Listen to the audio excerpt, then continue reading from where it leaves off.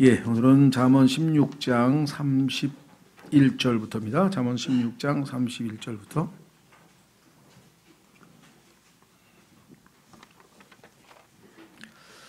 잠언 16장 31절. 흰 머리를 의의 길에서 얻으면 그것은 영광의 관이 되느니라.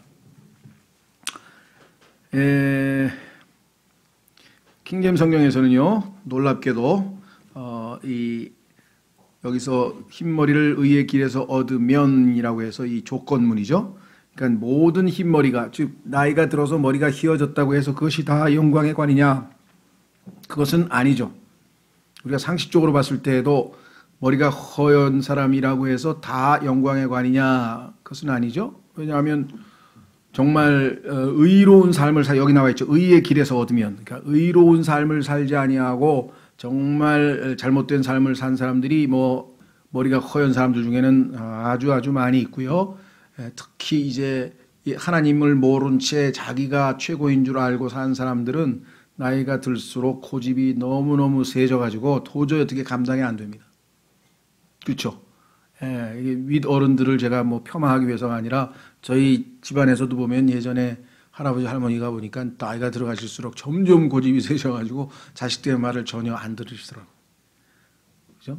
예를 들면 나이가 며느리가 막 60이 넘었는데 좀 집에서 돌보실 때 좀 일하는 사람을 좀 이렇게 도와줄 사람을 하나 이렇게 같이 써서 하려고 했더니 죽어도 못하게 하시는 분이 또 계시더라고. 그러면 그 참 얼마나 낭패예요, 그러죠? 그래서 이것뿐만 아니라 여러분이 삶에서 현장에서 참 그런 경험을 많이 아마 하셨을 것이고 또 들어보셨을 겁니다. 그래서 킹제임스 성경에서는 정확하게 여기에 지금 이태릭처로 if라고 하는 단어가 들어가 있어요. 그러니까 흰 머리가 하얀 머리가 된 것이 영광의 관으로 존경받는 경우가 되려면 그분의 삶이 의로운 가운 길에서 얻어야 된다. 정말 누가 봐도 이 올바른 삶, 또 많은 사람들에게 존경받는 삶, 하나님 말씀에 순종하는 삶, 이런 사람이 나이가 드셨을 경우에는 당연히 그분은 영광의 관이요 존경받고 또 높임을 받는 것이죠. 동양에서는 서양 사람들보다는 그래도 이 노인들에 대한 우대가 그래도 있었는데 지금은 전혀 찾아볼 수 없습니다. 우리나라에서조차도 이런 표현이 정말 저도 거기에 조금 있으면 해당되겠지만 천덕꾸러기처럼 돼가지고 아주 노인들을 아주 정말 대하는 그 태도나 자세가 우리나라에서 지금 굉장히 급속도로 아주 불경스럽게 되어가는 모습을 우리가 보게 되죠. 자, 그래서 우리도 나이가 들어가면서 하나님 앞에 우리의 흰머리가 영광스러운 머리가 되려면, 영광스러운 관이 되려면 의로운 삶을 우리가 살아야 되겠다 그랬습니다. 자, 그래서 이 전도서 12장에 보면 나중에 기억하시겠습니다만은 우리가 머리가 허옇게 되는 것을 아몬드라 그랬어요. 아몬드 색깔 아시죠? 아몬드 꽃이 하얀 꽃이죠. 그래서 아몬드란 표현을 성경에서 했고, 또 베드로전서 5장에서는요, 장로들, 나이 든 사람이 정말 인생의 후배들을 또 신앙의 후배들을 잘 인도하면 하나님께서 거기에 걸맞는 영광의 관, 여기 지금 영광의 관이라 하지 않습니까? 영광의 관을 보상으로 주신다. 한번 확인해 보겠습니다.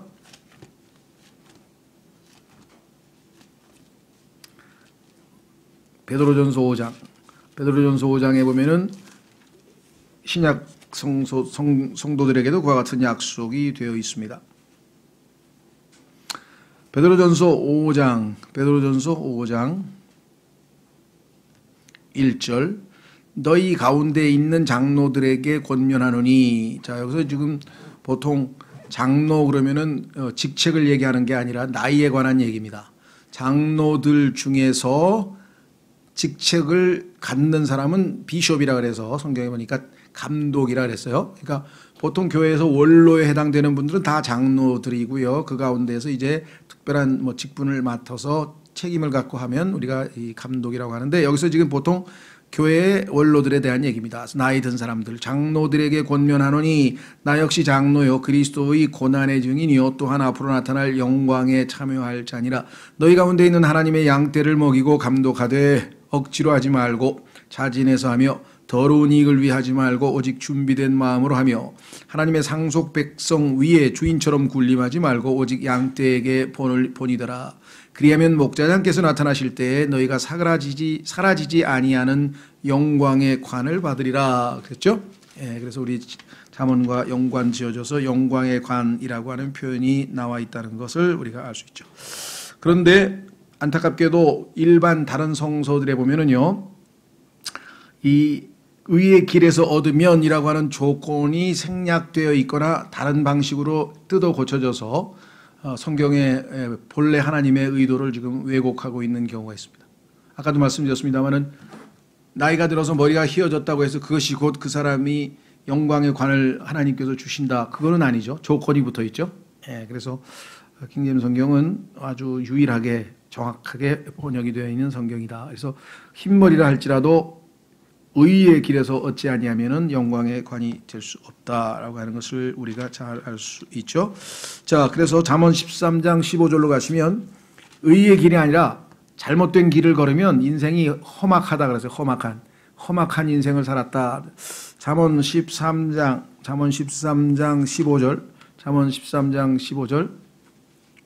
선한 명철은 호의를 베푸나 범법자들의 길은 험하니라. 범법자들의 길은 험하니라 그랬죠.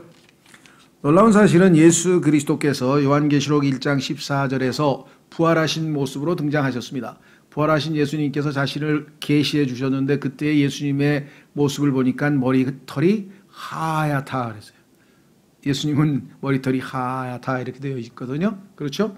예, 그래서 예수 그리스도는 그야말로 영원 전부터 의로우신 길을 걸어오신 분이기 때문에.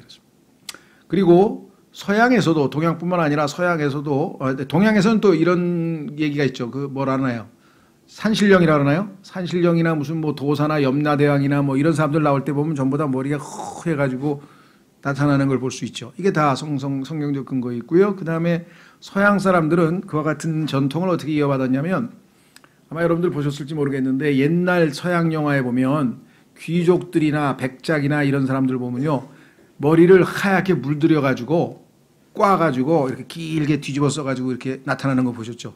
뭐 조지 워싱턴이라든가 이런 사람들 보면. 그 영국 같은 경우는 1945년도 정도까지만 해도 재판할 때 판사들이 이렇게 허연 가발을, 그렇죠, 여기 나와 있는 것처럼 영광의 관을 쓰고서 나온 것을 우리가 알 수가 있죠. 이런 것을 통해서 우리가 머리가 희다고 하는 것이 성경에서 갖는 의미가 무엇인지를 우리가 한번 확인해 볼 수가 있습니다.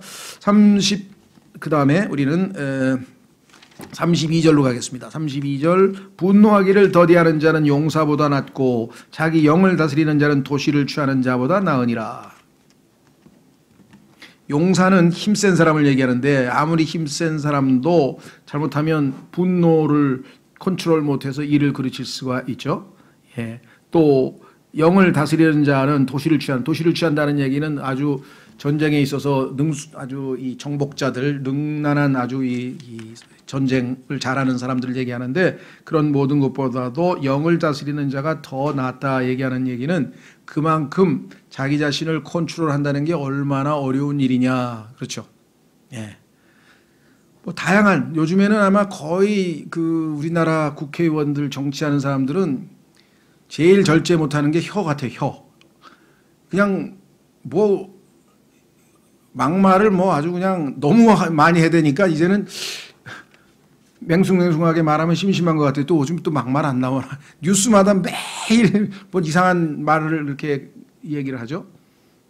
자, 우리는 성경에 보면 하나님의 성품 중에 하나가 진노하시기를 더디하시는 분이라. 진노하시기를 더디하시는 분이 여기 나와 있잖아요. 화를 더디내는 것은 하나님의 성품하고도 비견되는 겁니다.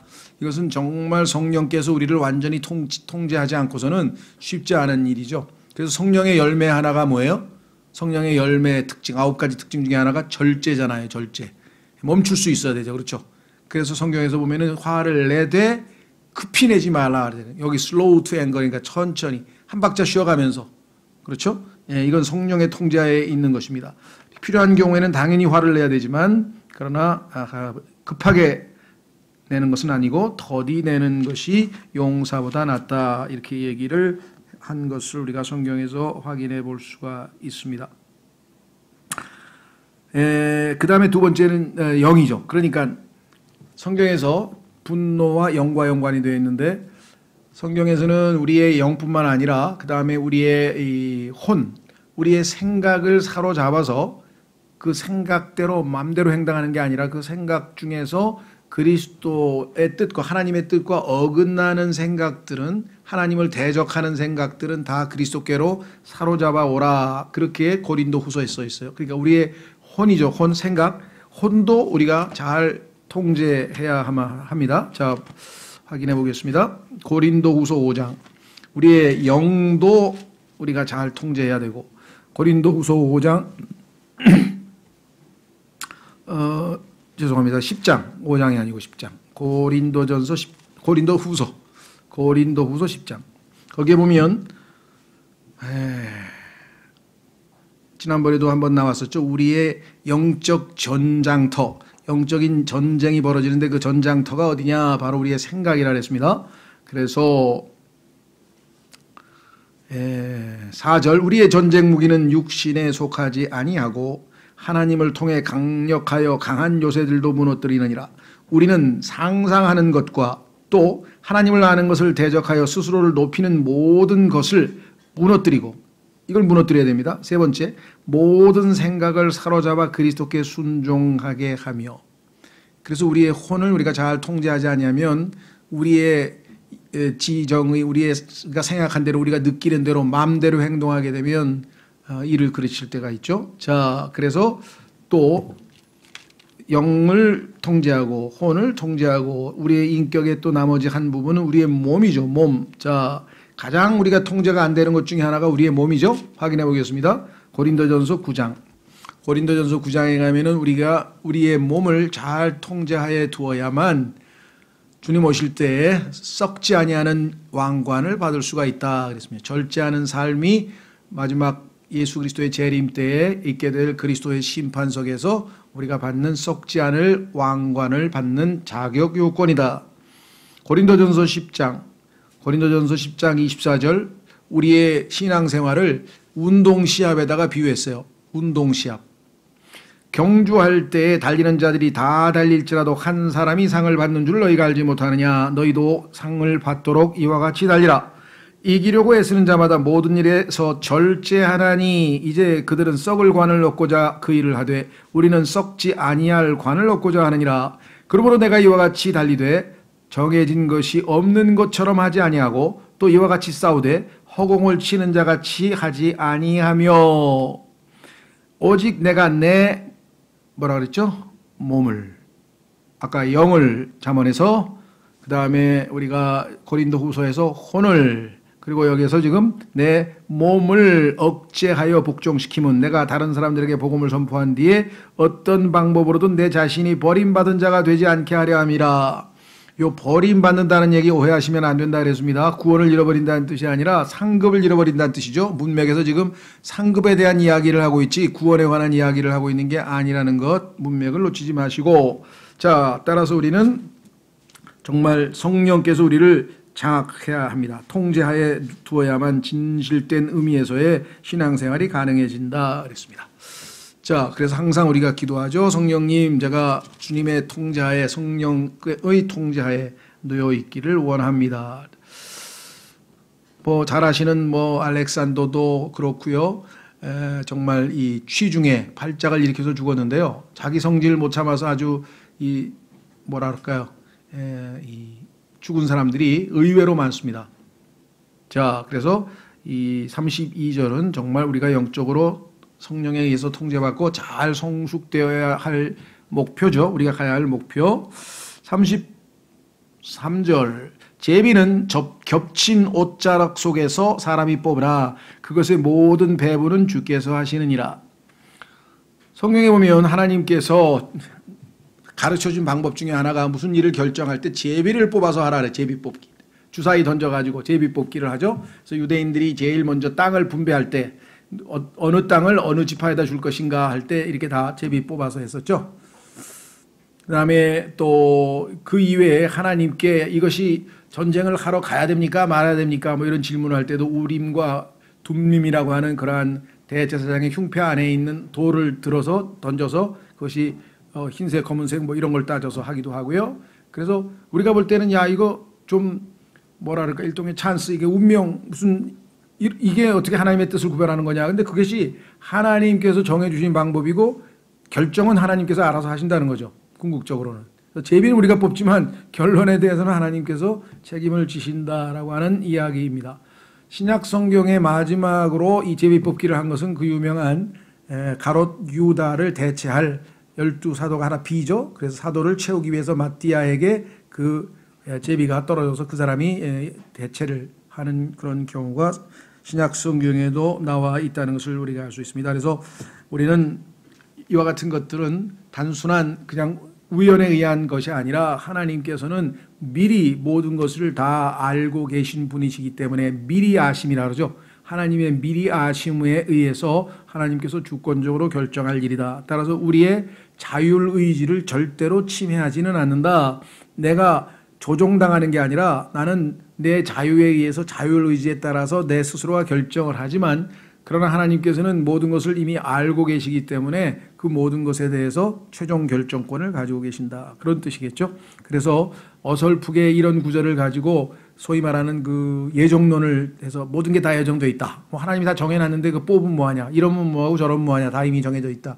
이런 운명론적 사고방식을 가지면 안 되겠죠. 그렇죠? 동양에서도 소위 말하는 그런 이 팔자 소관이다. 뭐 운명론에 빠진 사람도 있고 서양 사람들은 이제 예정론이라고 하는 것 그것을 또 철학에서는 결정론이란 말을 썼습니다. 결정. 다 결정돼 있다. 왜 엄마 뱃속에서 태어나면서 DNA가 다 정해져 있는데 그 사람 IQ도 결정돼 있고 눈 색깔도 결정돼 있고 뭐 성질도 결정돼 있고 뭐 IQ도 결정돼 있고 다 결정돼 있는데 뭐 그거를 뭐 노력해 가지고 뭐 올리고 막 내리고 그게 되겠냐. 에이 뭐 팔자속 안에 그냥 그대로 살자. 이렇게 되면 자기 노력을 하나님께서는 우리에게 일정한 어떤 결정된 인자는 있겠죠. 자기의 모든 게. 그러나 거기서 열심히 각고의 노력을 통해서 우리가 더 개발하고 발전시키고 해서 정말 그런 훌륭한 사람들이 많이 나온 경우가 얼마나 많아요. 그런데 그냥 모든 게 다 정해져 있으니 난 내 팔자에 맞게 살겠다 뭐 이렇게 하는 것은 잘못된 생각이다. 그래서 재미있는 이야기를 몇 번 들려드렸는데 기억이 나는지 모르겠어요. 저는 그게 머릿속에 박혀 있어서 이 예정론이라고 하는 것을 우리가 좀 잘못됐다는 것을 알 수 있는 제일 이 재미있는 에피소드이기 때문에 몇 번 얘기를 했는데요. 여기서도 아마 들으셨겠지만 재미없더라도 한 번 더 들어보세요.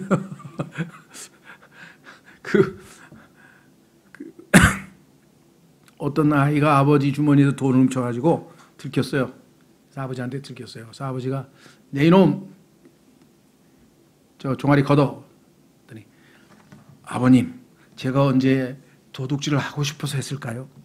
이게 다 예정되어 있었습니다. 하나님의 뜻입니다. 하나님이 다 예정해 놓으셨습니다. 그랬더니 알았어. 그래 걷어. 야 나도 이걸 때리고 싶어서 때리냐.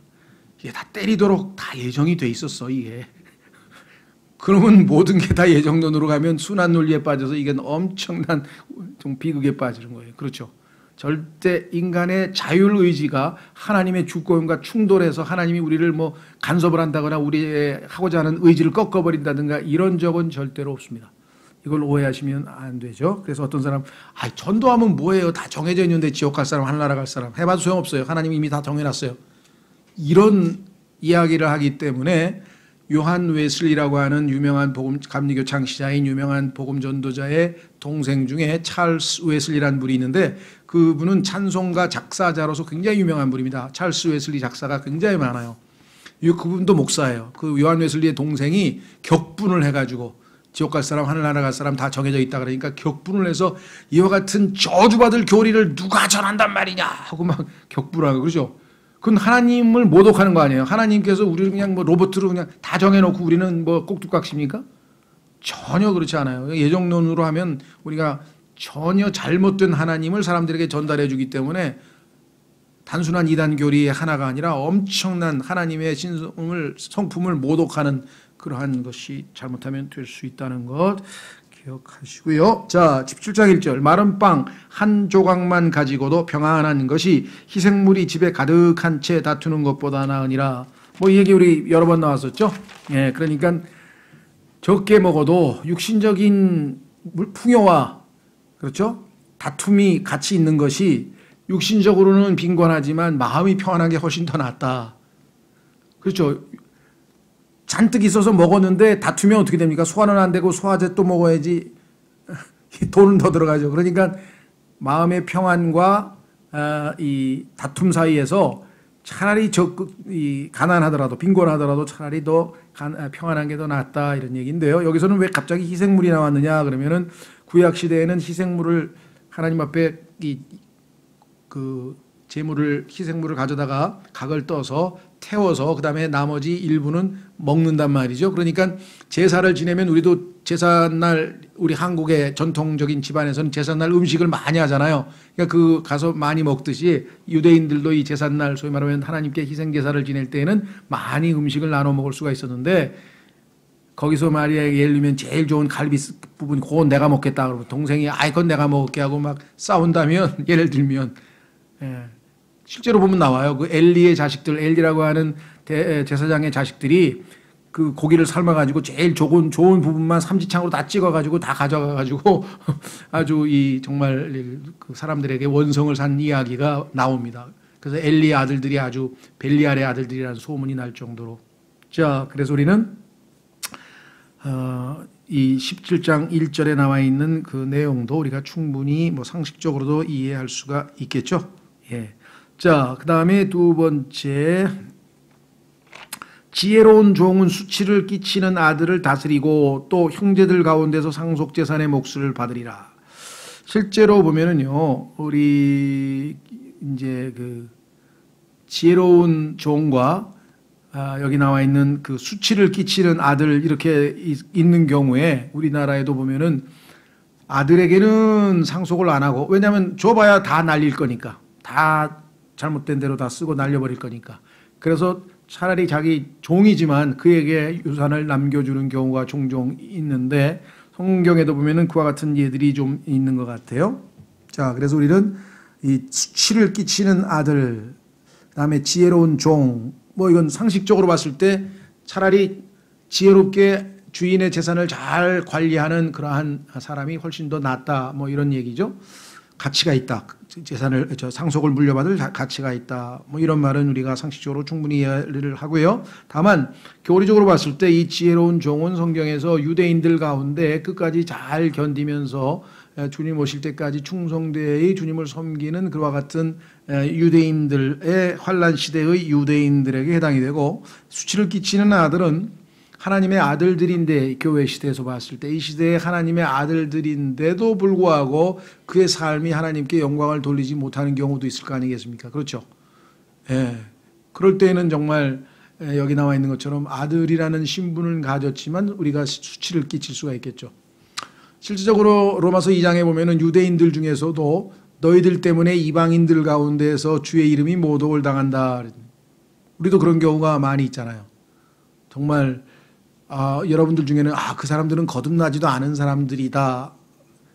물론 소위 일반적으로 사회에서 얘기하는 기독교도의 여러 가지 잘못된 행태 또 뭐 올바르지 못한 행실 뭐 이런 것들이 뭐 보도되고 뭐 이런 것들을 보면 그 사람들은 진짜 하나님의 아들들은 아니다. 이렇게 해서 우리가 좀 이렇게 구분을 하려고 하기는 하지만 그렇다고 해서 우리 행실은 정말 이 하나님께 영광을 돌리는 그런 행동만 하고 여기 나와 있는 것처럼 하나님께 앞에서 수치스러운 행동은 안 했냐? 뭐 그렇게 또 장담할 수만은 없다. 그렇죠? 자, 그래서 히브리서 12장으로 가보겠습니다. 히브리서 12장에 가면은 에서라고 하는 인물이 나오는데 이 에서가 바로 누구냐? 상속을 받지 못하고 결국은 눈물을 흘릴 수밖에 없었던 처지에 있는데 이 에서는 신약 시대의 교회 시대에 참으로 육신을 따라 사는 성도들 즉 하나님께 아버지께 수치를 가져다 주는 아들들을 예표하고 있는 인물이기 때문에 우리가 한번 주목해 봐야 될 것 같습니다. 잘못하면 우리도 이 땅에서 구원은 받은 하나님의 자녀여 신분은 분명한 하나님의 자녀이지만 우리의 행실이 하나님의 자녀답지 못한 거로 인해서 하나님 아버지께 수치를 안겨다 드릴 수가 있겠죠. 실제로 뭐 그런 일들이 뭐 비일비재했고요. 자, 히브리서 12장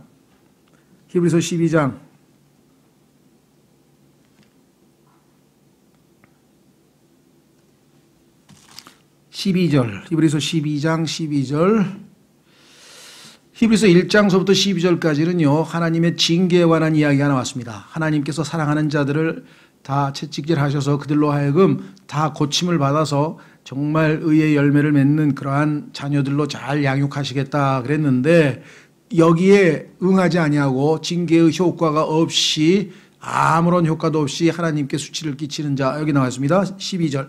그러므로 늘어진 손과 연약한 무릎을 일으켜 세우고 너희 발을 위해 곧은 행로들을 만들지니 이것은 저는 것이 길에서 벗어나지 아니하고 고침을 받게 하려 함이라. 쩔뚝쩔뚝에다가 빗나가 가지고 엉뚱한 길로 가지 않고 빨리 고침을 받아서 똑바로 진리의 길을, 좁은 길을, 주의 길을 걷도록, 의로운 길을 걷도록 하여 함이라. 모든 사람과 더불어 화평과 거룩함을 따르라. 그것들이 없이는 아무도 주를 보지 못하리라. 부지런히 살펴 하나님의 은혜에 이르지 못하는 자가 없게 하고 쓴 뿌리가 돋아나 너희를 괴롭게 하거나 그것으로 말미암아 많은 사람이 더럽게 되지 않도록 할지니 우리의 삶이 이와 같은 삶이 되어서는 안 된다. 이것은 음행하는 자나, 그 다음에 보세요, 혹은 먹을 것 한 조각을 위해 자기의 장자권을 판 에서와 같이 속된 자가 있지 아니하게 함이라. 너희가 아는 바와 같이 그 뒤에 그가 복을 상속받고자 하였을 때 거절당하였으니 그가 눈물을 흘리고 염려하며 뜻을 돌릴 것을 구하였으나 그것을 찾지 못하였느니라. 자, 그래서 구약 성경에 있는 것은 우리에게 배움을 주려고 한 것이다. 확인해 보겠습니다. 로마서. 구약의 에서가 겪었던 그 체험이 하나님께 수치를 드리는 신실치 못한 우리 그리스도인들을 예표하고 있는 모습으로 그려져 있다. 로마서 15장 4절.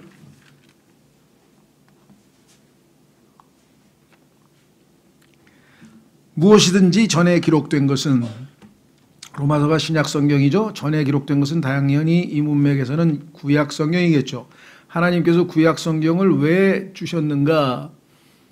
실제로 일부 사람들 중에는 우리가 신약 교회의 성도들인데 왜 구약 성경이 우리에게 필요하냐 이렇게 하면서 구약 성경을 거부하는 그런 잘못된 이단 그룹도 있는데요. 뭐 성경을 읽으면 그건 완전히 잘못됐다는 것을 금방 알 수 있죠. 왜냐하면 여기는 지금 신약 성도들에게 편지를 썼는데 구약 성경을 우리에게 주신 목적이 뭐냐, 이유가 있다고 지금 설명을 하고 있으니까 전혀 잘못됐죠. 자, 무엇이든지 전에 기록된 것은 우리의 배움을 위하여 기록되었으니, 배우라 말이에요. 구약에서 일어난 사건과 행실과 이런 모든 하나님의 다루심과 하나님의 성품과 이런 걸 통해서 그렇구나 하고 배우라 이거죠. 이것은 우리가 성경 기록들이 주는 인내와 하나님께서 욥이 그렇게 고난을 당하고 그렇게 어려움을 겪었는데 궁극적으로 욥의 종말을 보니까 하나님께서 모든 것을 다 회복시키시고 갑절로 복을 주시고 그리고 인내, 그래서 욥의 인내를 배우라 하고 야고보서 얘기했죠. 인내와 위로를 통해, 위로, 꿋꿋하게 하나님을 신뢰하고 그 젊은 청년이 모든 시련들을 아주 이겨내고 하나님께서 높이셔가지고 이집트에서 총리가 돼서 자신의 족속을, 이스라엘 민족 전체가 살아남을 수 있도록 귀한 도구로 쓰임받은 요셉, 얼마나 큰 위로가 되겠습니까? 그렇죠? 그래서 인내와 위로를 통해 소망을 가지게 하려 함이니라 이렇게 되어 있습니다. 자, 그래서 우리는 이 에서의 사건을 통해서 우리가 잠언에 해당되는 바로 이 수치스럽게 수치를 가져다주는 아들이 되어서는 안 되겠다. 그렇게 우리가 기억하면 되겠죠? 자, 3절. 도가니는 은을, 용광로는 금을 재련하거니와 주께서는 마음을 단련하시느니라. 자, 은을 도가니에 넣고 계속 열을 가하면 나중에 은은 액체가 돼서 흘러나오고, 그 다음에 찌꺼기는 찌꺼기대로 이렇게 다 분류가 되죠. 그래서 찌꺼기와 순수한 은을 분류할 때 금도 마찬가지. 그렇다면 하나님께서는 우리의 마음을 단련하심으로써 우리의 더러운 것들을 다 제거하셔서 우리를 정결한 마음으로, 순결한 마음으로 늘 하나님을 사랑하는 자로, 섬기는 자로 삼기를 원하신다. 그래서 우리에게는 다양한 형태의 시련들이 있을 수밖에 없다. 그렇죠? 그래서 베드로전서 1장으로 가겠습니다.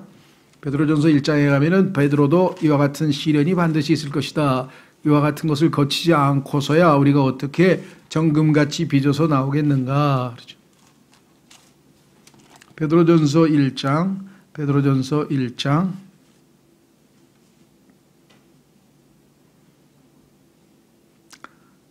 6절.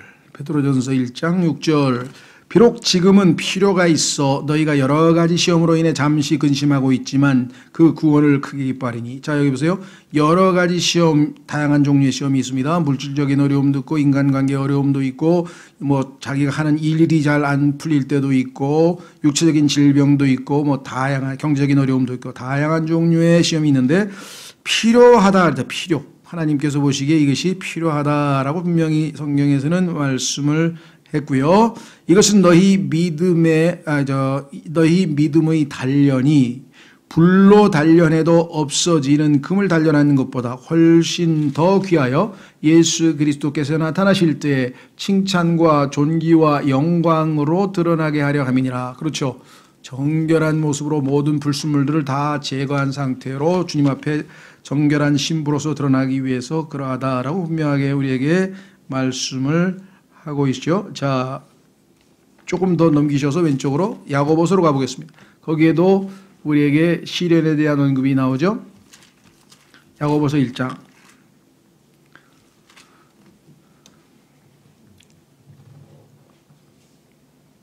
야고보서 1장 3절. 너희 믿음의 단련이, 아까 하나님께서 마음을 단련한다 그랬죠. 너희 믿음의 단련이 인내를 이루는 줄 너희가 아느니라. 오직 인내를 완전히 이루라. 이것은 너희가 완전하고 완벽하여 아무것도 부족함이 없게 하려 함이라. 하나님께서 우리에게 단련을 통해서, 시련을 통해서 우리의 마음을 단련하는 목적은 궁극적으로 우리가 완전한 자, 즉 성숙한 자, 완성된 자가 되어서 하나님을 기쁘시게 하기 위함이다 그랬습니다. 또 밑으로 내려가면 4절에도 있죠. 11절. 11절에도 보면 아니야. 12절이죠. 12절. 시험을 견디는 자는 복이 있나니 그가 단련을 받은 뒤에 주께서 자신을 사랑하는 자들에게 약속하신 생명의 관을 받으리라. 하나님께서 상급을, 보상을 우리에게 제시하면서 시련을 잘 이겨내라. 혹자는 오해해서 생명의 관은 계시록에 보니까 거기 죽도록 충성하라 이렇게 돼 있어요. 그러니까 마치 죽음으로써 신앙을 입증하는 순교자에게만 주어지는 이 왕관이다. 이렇게들 한때 가르쳤었어요. 근데 그 말은 틀린 말은 아니에요. 왜냐하면 죽을 때까지, 죽음까지 불사할 정도의 각오를 가지란 얘기지 반드시 죽어야만 준다는 건 아니고요. 여기에 보면은 이 시험을 당할 때에도 우리가 믿음으로 잘 이겨내면 어떨 때에는 순교를 할 수도 있는 거죠. 그러나 그것이 100% 딱 정해서 순교한 사람만, 죽은 사람만 준다 이렇게 되어 있는 건 아니라는 거죠. 여기 야고보서에 그 증거가 잘 나와 있습니다. 자, 그래서 우리는 시련이 가져다주는 유익에 대해서 이미 여러 번에 걸쳐서 많이 공부를 했죠. 자, 이제 4절. 잠언 17장 4절. 사악하게 행하는 자는 자기 입술에 주의를 기울이며. 자, 사악하게 행하는 자는 거짓. 사악하게 행하는 자는 거짓 입술에 주의를 기울이며 거짓말쟁이는 버릇없는 혀에 귀를 기울이느니라. 어려울 것 없이요. 상식적으로 봤을 때 끼리끼리 모인다는 뜻이구나. 그렇죠. 보면 그냥 같은 패거리들끼리 다니죠. 여기 나와 있는 사악하게 행하는 사람과 거짓 입술이나 같은 부류고, 그 다음에 거짓말쟁이나 버릇없는 혀나 다 같은 부류고, 그래서 결국은 악한 사람들은 악한 사람들끼리 어울린다. 그래서 성경에서도 보면요, 악한 사귐에 우리가 빠지지 말고 정말 거룩하게 주의 이름을 부르는 자들끼리 서로 교제하라고 디모데후서에서 말씀을 하셨습니다. 자, 5절까지만 하고 기도하겠습니다. 누구든지 가난한 자를 조롱하는 자는 그를 만드신 분을 모욕하나니. 성경에 보니까 하나님께서 가난한 자도 만드시고 부자도 만드시고 다 만드신 분은 하나님이시잖아요. 그래서 이 만드신 분이란 말이 대문자로 쓰여 있어서 굵은 글씨로 쓰여 있죠. 메이커. 자, 그 유명한 메이커. 사람들 너무 좋아하는데 그 왜 운동화 메이커만 좋아하고 자기를 만든 메이커는 안 좋아하는지 모르겠어요. 메이커 밤낮. 메이커 아니면 사주지도 말라 그런다는데 어린애들이. 자, 누구든지 가난한 자를 조롱하는 자는 그를 만드신 분을 모욕하나니. 하나님이 만드셨는데 가난한 자를 조롱하니까 당연히 그렇죠. 재앙들을 즐거워하는 자는 벌을 면하지 못하리라. 그래서 성경에 보면 이 가난한 것에 대해서 하나님께서 다 보상을 했어요. 자, 물질적으로 가난한 사람은 하나님께서 반대급부로 무엇을 주셨는가? 균형 잡히신 하나님께서 믿음을 풍요하게 주셨다 그랬어요. 가난한 사람은 부자보다 믿음이 더 많어. 그럴 수밖에 없지. 뭐 믿을 게 없는데 하나님밖에는. 야고보서 1장. 그래서요, 혹시라도 여러분이 뭐 물질적으로 풍요로운 삶을 살면 하나님께 대한 감사를 해야죠. 하나님 정말 열심히 일했더니 보상으로 이렇게 풍요롭게 해주셔서 감사합니다. 하지만 가난하더라도 열심히 일했는데도 불구하고 가난하다. 그러면 거기에 대해서 다른 감사가 필요해. 왜? 믿음을 풍요롭게 주셨구나. 자, 확인해 보겠습니다. 야고보서 2장. 야고보서 2장에 보시면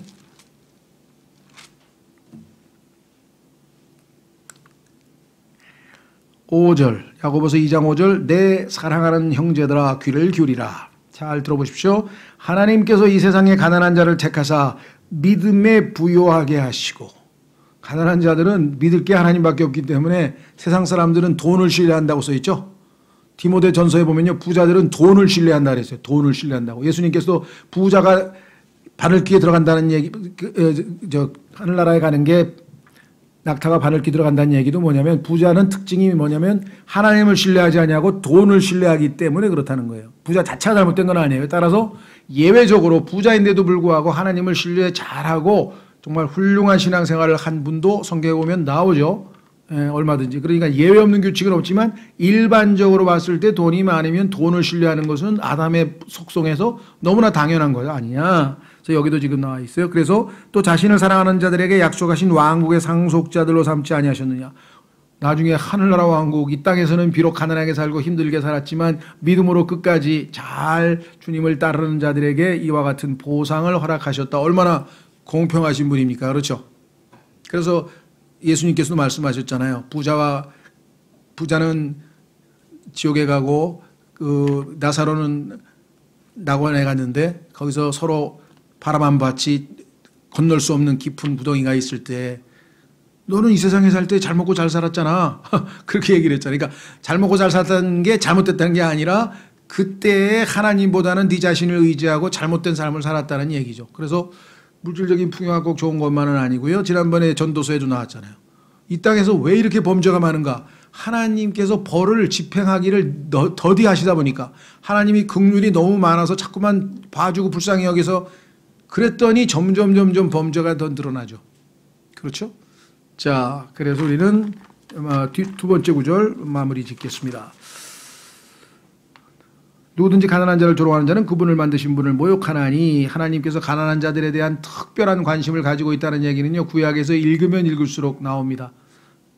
그렇죠? 예수님께서는 스스로 가난한 자가 되셨어요. 가난한 자들과 함께하기 위해서. 그리고 우리들은 풍요로운 부자, 우리는 영적으로 풍성한 삶을 살도록 부자가 되게 하셨다라고 고린도후서에 있죠. 자, 여기 보시면 뭐라고 되어 있느냐? 재앙들을 즐거워하는 자는 벌을 면치 못하리라. 이게 이제 우리 아담의 속성 중에 하나가 그것이죠. 남이 불행하게 되는 것. 이 코미디라고 하는 그 문학 장르에 보면은 블랙 코미디 또는 블랙 유머라는 게 있는데 뭐냐면 다른 사람의 불행이나 이런 걸 가지고 우스갯거리를 삼는 거예요. 그래서 특히 예를 들면 뭐 장애인이라든가 뭐 이런 거 있죠. 그다음에 흑인이라든가 뭐 이런 걸 비하하면서 또 여성들, 뭐 노인들, 뭐 이렇게 사회적 약자 뭐 이런 사람들을 아주 자신들의 개그의 소재로 삼거나 뭐 이런 사람들이 있어요. 그리고 불행해진 사람들에 대해서 아주 우리도 얼마 전에 무슨 뭐 막말한 사람들 중에서도 보면 이런 걸 소재로 삼는 사람들이 자주 있는 것을 보게 되죠. 따라서 우리는 재앙들을 즐거워하는 자들은 벌을 면치 못하리라. 그렇습니다. 재앙을 당한 사람은요, 우리보다 뭐 잘못돼서나 아니면 믿음이 잘못돼서 아닙니다. 성경에 보니까 망대가 무너져서 죽은 사람이 너희보다 더 죄가 많아서 망대가 무너져서 죽은 줄 아느냐 하고 예수님께서 물어보세요. 그게 그 사람들이 죄가 많아서 그런 게 아니에요. 예. 자, 그래서 우리도 너희도 언제 멸망될지 모르니까 조심하라고 예수님께서 경고의 말씀을 하셨잖아요. 하나님의 긍휼하심을 빨리 깨닫고 예수 그리스도 앞으로 와서 우리가 올바른 신앙생활을 하는 것이 올바른 자세다 그랬습니다. 그래서 우리는 불행을 당한 사람들과 함께 우는 거죠. 성경에 나와 있잖아요. 우는 자와 함께 울라 그랬잖아요. 예수님께서 늘 어렵고 불행한 자들과 함께 하시고 지난번 어제 며칠 전에 설교한 것처럼 예수님은 슬픔의 사람이요 고통에 익숙하신 분이라 그랬습니다. 그러니까 이 땅에 있는 힘들고 어려운 사람은 사실 예수님을 안 믿어야 될 이유가 없는 사람들이에요. 그 사람들을 위해서 특별히 더 예수님은 주님이 되어주실 수 있는데도 불구하고 그렇게 마음이 완악하게 이렇게 거부를 하는지 모르겠어요. 점점점. 자, 그래서 오늘 이 시간에 여러분과 제가 이 잠언해 주신 말씀들을 저희가 정말 깊이 묵상하고 이 말씀들이 우리의 삶에서 합당하게 열매 맺고 하나님을 알아가고 섬기는데 귀한 동기가 되고 역사가 될 수 있도록 잠깐 기도하겠습니다.